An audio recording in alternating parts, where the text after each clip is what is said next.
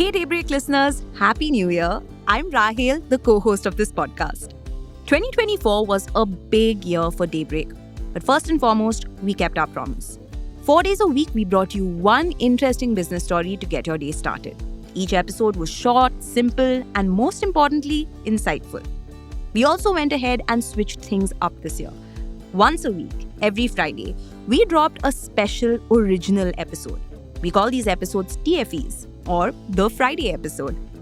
Unlike our usual crisp episodes, our TFEs are usually longer and feature very interesting guests. There are also no constraints on the kind of topics we choose, so we've ended up asking and answering a wide range of questions. From why China is at the forefront of the global EV race, to why more and more women are freezing their eggs. There is something for everyone. As we enter 2025, we are only going to push the envelope further. So keep listening to Daybreak.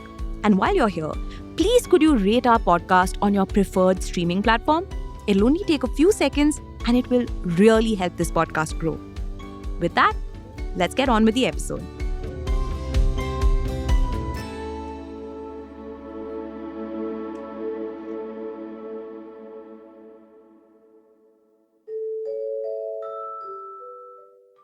For an Indian university, a spot on the QS rankings list could change everything. For the uninitiated, these are a set of annual rankings that compare the performance of universities around the world. I'm sure many of us have checked out these rankings at some point, perhaps even after the all-important board examinations when we had to decide which colleges we wanted to go to. Now, for a lot of us, the Indian colleges that actually made it to the list were purely aspirational.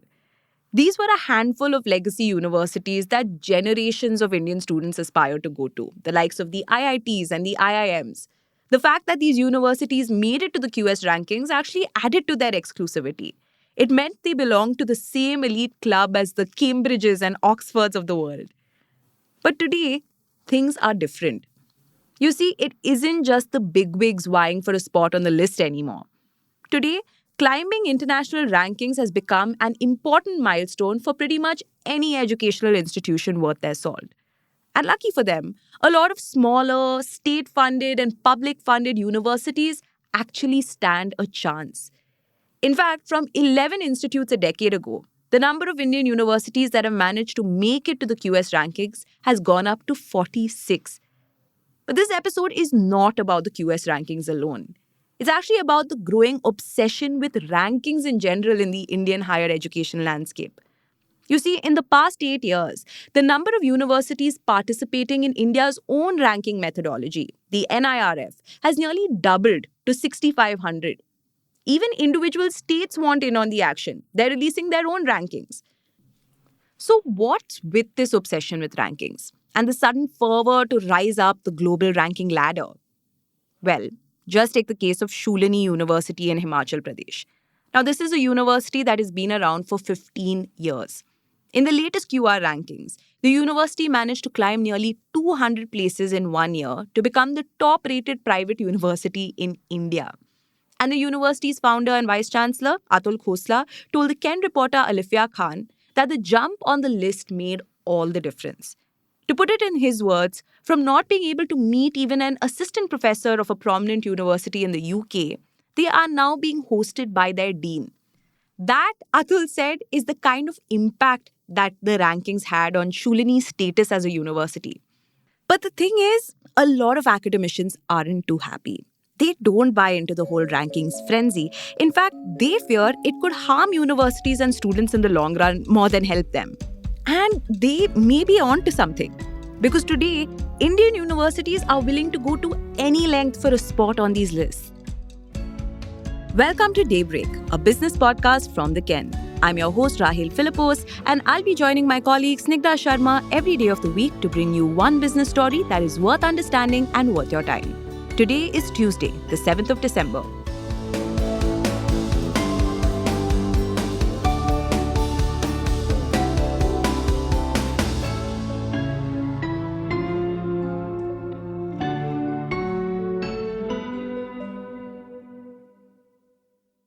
In many ways, this growing obsession with rankings here in India is similar to what played out in China a few decades ago. You see, V. Ramgopal Rao, the VC at BITS Pilani, told Alifia that the Chinese government linked scholarships to rankings. What that meant was that a university's ranking matters when a student wants to qualify for a scholarship. And that's what made universities hungry to climb the ranks. In 2003, China also introduced its own ranking system. They called it the Shanghai Rankings. While it started out as a way to rank local universities, about 6 years later, the agency was renamed as the Academic Ranking of World Universities. And today, at least 2,100 global universities take part in it. Now, a lot of what India is doing right now in the higher education space is what China did a decade ago. Things like increasing funding for research or focusing on rankings or even creating ranking agencies. You're probably wondering what's in it for countries like India and China. Well, apart from the obvious, improving the quality of these universities and holding them to a higher standard, it also means a seat at the negotiating table. Take the case of Shulini University. Atul Khosla said earlier when he went to the ministry with a proposal, he wasn't really taken seriously. But now, Shulini is being asked to guide other universities. That's the kind of power that comes with a good rank. But of course, moving up that ladder isn't easy. A big part of getting a good rank is understanding public perception about the university. And that includes a mix of both academic and employer reputation. Now, there's no denying that this is an important tool. But like Nitin Karmalkar, former VC of the state-run Savitribai Phule Pune University, told Alifia, it's not the most transparent process in most rankings. Universities and colleges often use surveys to steer the perception, which makes up nearly half the weightage in international rankings. In India's NIRF, that covers about 10% of the weightage. Now, typically, universities participating in rankings submit a list of people who are added to the general pool of people helping an agency rate. The agency then floats surveys to a random set of people in their database. Sometimes, as part of these rankings, people are asked to sign up to vote as well. But not all these votes carry equal points. A consultant who previously worked with an IIT explained, say, if somebody in the US or UK votes for a particular university, that vote will carry more points than a vote from a local. So, like I said a little while ago, it is not the most transparent system. To navigate this hurdle and steer public perception, a lot of these universities have started engaging with consultants abroad, who in turn are able to get people there to vote. And it doesn't stop there. There's also branding to take care of. In the last few years, even legacy institutions like the IITs and BITS have roped in marketing and PR teams. Just offering a solid education to students does not cut it anymore. And now everyone is feeling the pressure. The sad thing is, there are a lot of universities, like state and public run universities, that cannot afford to spend money on PR advisors or consultants. So naturally, private universities have a clear edge here. A lot of them have been employing consultants to up their rankings. Now, this includes big consulting firms, the likes of KPMG and PwC. The bouquet of services range from analyzing past years to identify pain points to strategy consultants that involve curriculum, research, hiring, engagement with alumni, and surveys. In fact, the ranking bodies themselves sometimes play the dual role of an auditor as well as a consultant. Some agencies offer paid services in the form of masterclasses, conferences, and even workshops to teach universities how to score better. Some of these international ranking agencies literally sell insights for lakhs of rupees. And it's gotten to a point where now everyone is feeling the pressure, even faculty and students.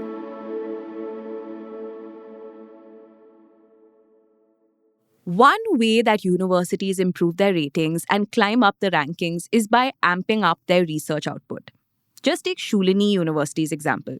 It managed to significantly improve its citation per faculty, or CPF, which is a metric used to measure the volume and intensity of research at an institution. So Khosla and his team spent weeks tracking this metric. And he said because of this metric, he was even able to identify his most productive faculty in terms of research output. All of this sounds great in theory, but the thing is, a jump in research output, particularly at private universities, has always come under a lot of criticism because there have been allegations of these metrics being gamed. In fact, in the last couple of years, several reports have pointed to fake paper mills in Asia, particularly in China and here in India, leading to many retractions. Here at the Ken, we have previously written about how easy it is for Indian universities to get pulled into citation cartels. Now, Khosla's say on the matter is that a few bad players need not necessarily mean that the entire system be dismissed. He said that a lot of strategic decisions at Shulini University are driven by rankings. Decisions like getting agencies to conduct surveys among students to assess their satisfaction or tracking diversity in each department. And therefore, it is important for universities to internationalize themselves. Atul's point of view is straightforward. All stakeholders should know how universities are delivering, not just in comparison with each other, but also with the rest of the world. Meanwhile, the government is on another mission to drive up the gross enrollment ratio in higher education. And one big piece of that puzzle, in their opinion, is national rankings. Currently, only about 28% of the students enrolling for school education in India take up higher education. The government wants to double that to about 50% in the next decade. Now, that means introducing more courses and more seats to all Indian universities. That again is both good and bad. Of course, it gives students a chance, sure, but it also means losing exclusivity. Universities are modifying their admission criteria accordingly. Just take BITS Pilani, for instance. Its acceptance rate currently stands at 2% of the total pool of students who apply. So it's extremely difficult to crack. But at the same time, the university has also been trying to admit more foreign students. The other thing is that very often different ranking agencies focus on different subject matters. For instance, environment has been a big one. FT rankings took environmental, social, and governance factors as a starting point back in 2021, and QS2 introduced 5 points for sustainability in its latest rankings. As a result of all of that, universities have started taking sustainability more seriously. They've been reducing their carbon footprint, designing smart campuses, and even introducing courses on sustainability and ESG. Like one consultant told Alifia, the market needs students to be trained in ESG, whichever course they are studying. In December, IIT Delhi topped the list of Indian institutes in QS sustainability rankings, followed by IITs Kharagpur and Bombay. Other premier tech schools also managed to jump several spots within the span of a year. Now, amid all that hoopla, institutes may overlook some other important parameters just to stay alive in this race. For example, QS scaled down the role of teacher-student ratio in its latest rankings. Now, when these ranking bodies shift their focus from one parameter to the next, the fear is that ranking-obsessed Indian universities will try to keep up. And again, the people who end up suffering in the process are faculty, and more importantly, students.